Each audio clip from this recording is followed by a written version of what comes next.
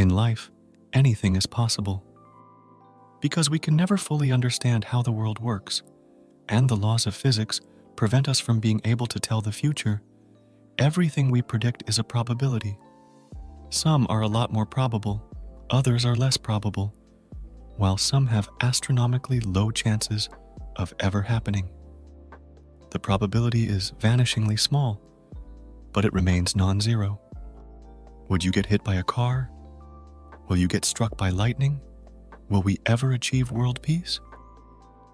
If there is a chance that anything can happen, what are the odds? I was scrolling through the deepest parts of the internet one day when I came across this man. Roy Cleveland Sullivan, the man who has been hit by lightning 7 times in his lifetime. The odds of getting struck by lightning once isn't that low. It's just about 1 in 15,000. Even if you live in a small town, chances are that somebody in that town has been struck by lightning at least once. The odds of being struck 7 times in a period of 80 years? That's a 1 in 10 to the 28 chance. This seems like such incredible and unfortunate odds until you consider the fact that you're more likely to get struck by lightning 7 times than you are to shuffle a deck of cards into perfect numerical order. Those odds? 1 in 10 to the 68. Reality is something that we can't really comprehend as humans. If we did, we'd stop worrying about a lot of things and stop taking granted for most of the things we should be worried about, like sharks. No thanks to the movie Jaws, humans now have an immense fear of sharks.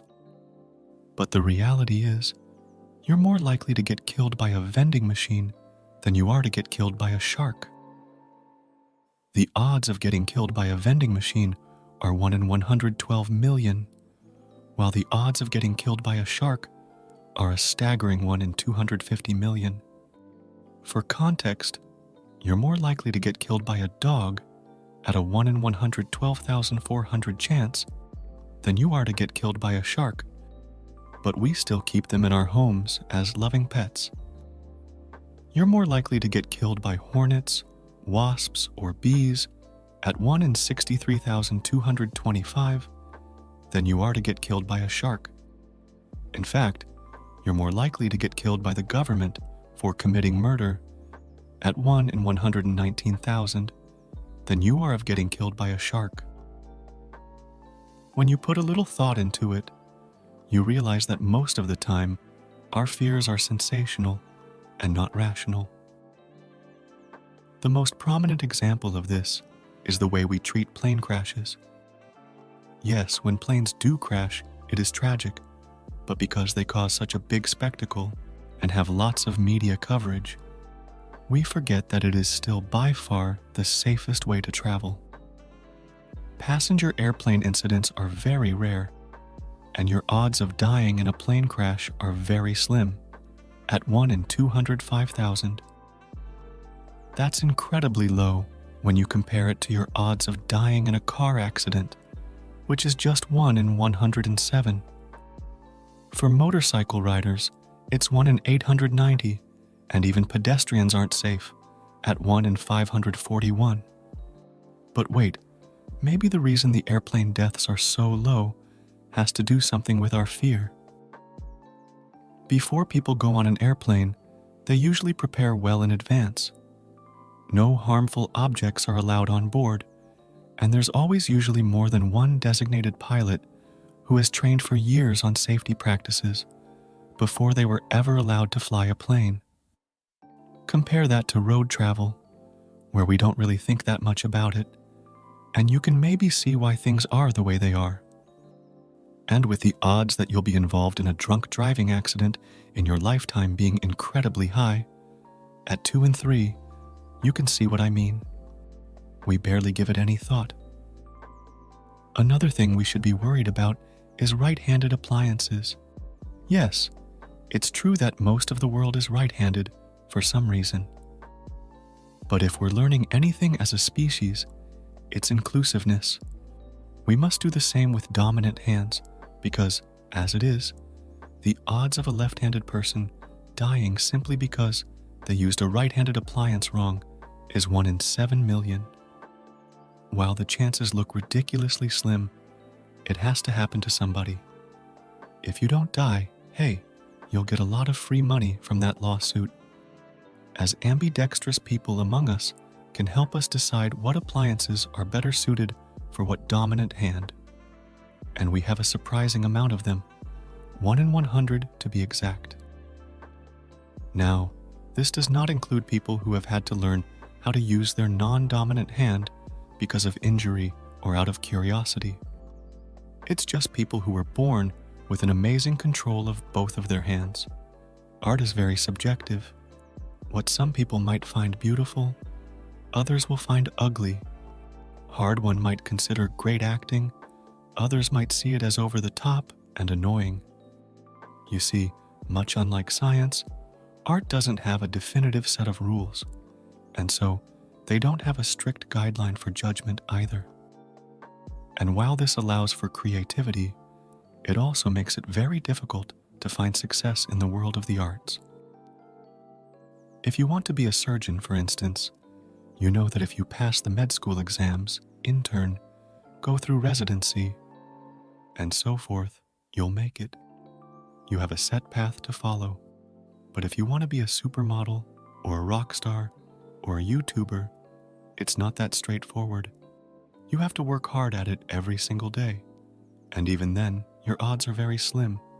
You can be a theater kid all your life, go to film school, practice as much as possible. But in the end, the odds that you'll become a movie star aren't very encouraging, at just 1 in 1.1 million. It's amazing, so that even with the odds as slim as this, every year, thousands of people will travel from all parts of the world to LA, trying to fulfill their dreams of being on the big screen. When interestingly, you have a much better chance of winning an Oscar at just 1 in 11,500 than becoming a movie star. But of course, this Oscar includes all the technical awards that are given when everyone is taking a bathroom break, and most people would much rather take a 1 in 1.1 million chance than to receive an award when no one's watching. If you're a writer, however, the odds are slightly in your favor. There is a 1 in 220 chance that you'll write a New York Times bestseller. If you put in the time and effort necessary, these odds are definitely going to go up, bringing you that inch closer to making your dream a reality. Sports are closer related to science than arts, because most of the time, if you work at it hard enough, you'll achieve some kind of success. But how hard can you work when there's only so many medals to go around? Millions of people around the world dedicate their entire lives to competing in the Olympics, yet only 1 in 662,000 will ever win a medal. And that's the thing about scarcity. When there's such limited space, the odds of ever being able to do or acquire said thing just get increasingly thinner. Think about the number of children who have worn a spacesuit and helmet to career day in school and told everybody that they want to be astronauts. Now think about the fact that the odds of becoming an astronaut are 1 in 12.1 million, and you get sad for those little kids whose dreams will one day have to be crushed. What if they wanted to be president? Well, the chance of becoming a US president is 1 in 10 million, unless you're a religious, 6-foot-tall Harvard Law graduate and military veteran. Then, your odds go up astronomically, especially if you're a Harvard alumni, because as surprising as it might sound, the odds that the President of America has attended Harvard is 1 in 3.58. So if you want to have the best chance at becoming president, you know what school to apply for. However, getting into Harvard is almost as difficult as becoming president when you're done. With a chance of just 4.6% of getting in, you might want to apply to some backup schools as well. At the end of the day, we all just want to be successful, whether it's through the arts or going through the so-called traditional route of finishing college and getting a good job. We all just want to have enough money to live comfortably while we're still young. But sadly, the odds are stacked against us. There's a slim chance of just between 6.4% and 22.3% that you'll become a millionaire, with different factors like race, education, wealth status, and age helping to place you somewhere in that range. While the chance of becoming a billionaire? Well, there's 8 billion humans in the world, and only around 2,000 billionaires, so basically non-existent. Getting old has a bittersweet taste to it. On the one hand, you're getting wiser, more mature, and you have a much better understanding of the world than you did when you were younger. But on the other hand, you're also getting weaker. You're forgetting things more. And sadly, your body just keeps breaking down, one after the other, and the stats don't really help at all. If you're under 20 right now, there's a 1 in 4 chance that you'll be disabled before you retire, and it gets worse. There's a 1 in 2 chance that at the age of 75, you'll have disabling hearing loss. This is why whenever people say they want to work hard now so they can enjoy their retirement, I kind of feel bad for them. Because most times, at that age, you don't really get to enjoy anything. All you can really do is sit around and reminisce on a life that once was, and when the Grim Reaper comes, you say goodbye to your loved ones and move on. And that's why you should do everything you want to do right now. For some reason, there's a 7% higher chance that you'll die on your birthday than on any other day, going out together with the candles. But for a few of us, living to 100 is possible, with the odds of that happening being approximately 1 in 5,780, with those odds increasing significantly if you're biologically a woman. On the other hand of the spectrum, one of the most incredible human achievements is being born.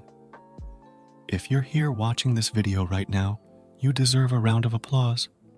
You ran, you fought, you survived, and against all odds, you made it. The odds of you existing were 1 in 5.5 trillion. But here you are. You might have been the 1 in 20 chance of being born on your mom's exact due date. Or you're like most of us who were born around 2 weeks before or after.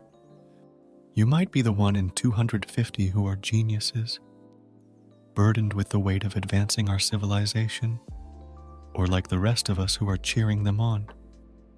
Whoever you are, whatever it took you to get here, that was an incredible feat. One that is unrepeatable. Not in this lifetime, at least. Here we all are. Thinking about the sheer probability of it all is really hard to grasp. But that in itself is hopefully enough to make you value what it means to be alive. It's learning about things like these that can really change your entire perspective. And speaking of odds, here's a question for you. Can you guess the chance of winning the lottery? Stick around to the end of the video to find out. Now, let's continue our journey into the fascinating world of probabilities. Have you ever wondered how the Earth itself came to be? The story of our planet is a tale of staggering odds, cosmic collisions, and the birth of life. We'll unravel the incredible story of our planet and the chances that led to the existence of life as we know it. But first, let's tackle a question that has intrigued scientists and dreamers alike. Is there intelligent life beyond our world? What are the odds of making contact with extraterrestrial civilizations? This cosmic journey will continue to astound and inspire you. So, don't miss out on the fascinating discoveries waiting for you. As we explore the improbable and the incredible, it's a reminder that our world is full of wonders waiting to be uncovered. Join us on this voyage through the realms of possibility. And remember, the universe is an enigmatic place, but it's also a place of limitless wonder.